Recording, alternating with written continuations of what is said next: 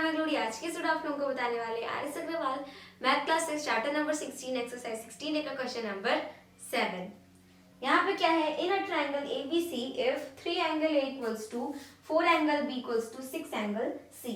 यहाँ कहा जा रहा है कि 3 angle A is equals to 4 angle B equals to 6 angle C। 6 angle C, ठीक है। ये चीज आपकी क्या है, इक्वल है। तो हमें यहाँ पे क्या बताना है, हमें इसमें एंगल्स का मेजरमेंट बताना है। एंगल A इक्वल्स टू कितना होगा, B इक्वल्स टू कितना होगा, C इक्वल्स टू कितना होगा। तो हम क्या करते हैं, हम यहाँ पे लेट कर लेते हैं, let 3 angle A equals to 4 angle B equals to 6 angle C equals to कुल मिला के x। मतलब इसका क्या हुआ, इसका मतलब ये हुआ कि आपका 3 एंगल A मतलब भी इक्वल्स टू क्या है, x है। उसके बाद 4 एंगल B इक्वल्स टू भी आपका x है, 6 एंगल C इक्वल्स टू भी आपका x है। तो हमने सबका मिला करके x लिख दिया इक्वल टू लगाते लगाते, इसका मतलब तो यही हुआ, ठीक है। अब क्या हुआ, अगर हम क्या करते हैं, जैसे अगर ये आपके पास लिखा है तो अगर 3 इक्वल्स टू की उस साइड जाएगा तो डिवाइड भी होगा कि नहीं होगा, जी हाँ बिल्कुल होगा। तो आपका एंगल A इक्वल्स टू आ जाएगा x अपॉन 3 डिग्री, क्योंकि ये चीज तो हमने लेट की थी ना, x डिग्री, ठीक है। तो क्या आ जाएगा, x अपॉन 3 डिग्री। उसके बाद जब हम 4 पे इक्वल्स टू की उस साइड भेजेंगे तो ये आपका x अपॉन 4 डिग्री ये आ जाएगा। उसके बाद एंड देन आप अगर 6 को भेजेंगे इक्वल्स टू के उस साइड तो ये x अपॉन 6 डिग्री हो जाएगा, ठीक है, कुछ इस तरीके से, राइट। अब यहाँ पे हम सब जानते हैं कि हमेशा किसी भी ट्रायंगल के तीनों एंगल का सम 180 डिग्री होता है।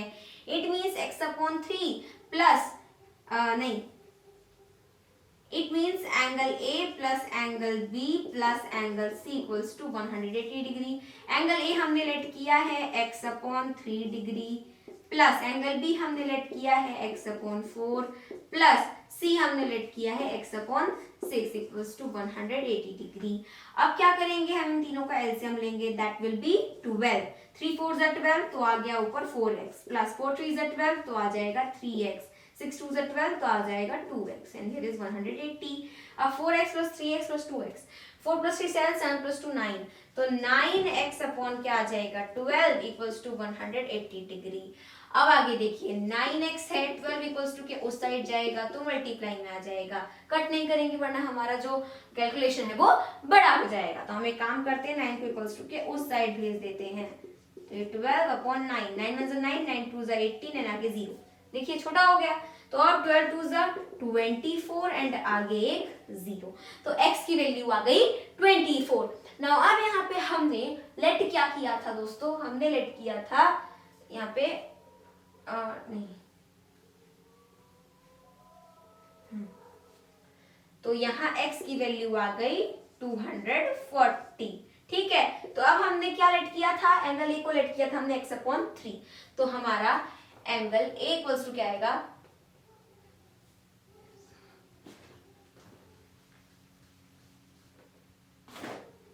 Angle A equals to x upon 3 था तो 240 अपॉन 3 कट कर देंगे तो it will come 80 degree. Angle B था 4 अपॉन x अपॉन 4 सॉरी, तो इधर आ जाएगा x अपॉन 4 का 240 अपॉन 4, 4 6 24 आगे 0, here is 60 degree. Angle C equals to x upon 6 then 240 upon 6, then उसके बाद 6 4 24 आगे 0, यानी कि इधर आ जाएगा 48 डिग्री। तो एंगल C की आ गई वैल्यू 40 डिग्री, एंगल B की आ गई value 60 degree and angle A की आ गई वैल्यू 80 डिग्री, ठीक है। तो क्वेश्चन नंबर 7 होता है सॉल्व। आइंदा से कभी भी आपके पास ऐसे क्वेश्चंस आए तो आप उसको ऐसे ही कर सकते हैं। मिलते हैं अपने अगली वीडियो में, तब तक के लिए मेरे सभी दोस्तों को मेरी तरफ से जय हिंद जय भारत।